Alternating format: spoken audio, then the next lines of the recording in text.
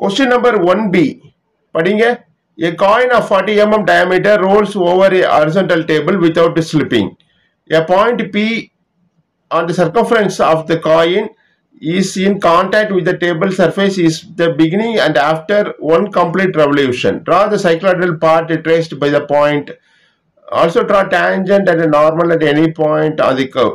So this question was appeared in Anna University April-May 2025 examinations for the forenoon session. Okay, the coin is diameter is 40 mm. 40 mm na 4 cm. Radius எவ்வளவு இருக்கணும்? 40 divided by 2 போட்டீங்கன்னா 20 mm வரும். அதை காம்பஸ்ல எடுத்து ஒரு circle draw பண்றோம். Called as a rolling circle. Okay, இதை dimension பண்ணணும். டைமென்ஷனா 40 mm is the size.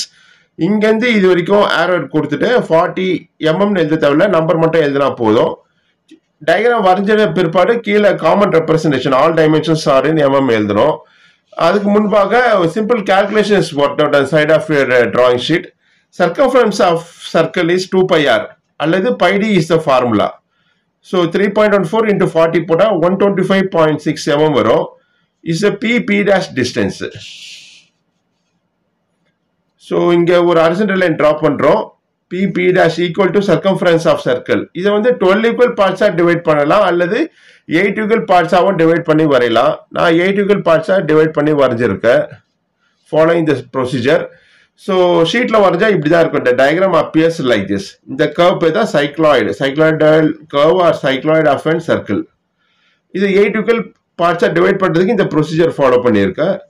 Okay, the points la P1, P2, P3, P4, P5, P6, P7, P8 la join பண்ணினா by smooth curve is called cycloid. அப்புறம் ஒரு point P on this curve.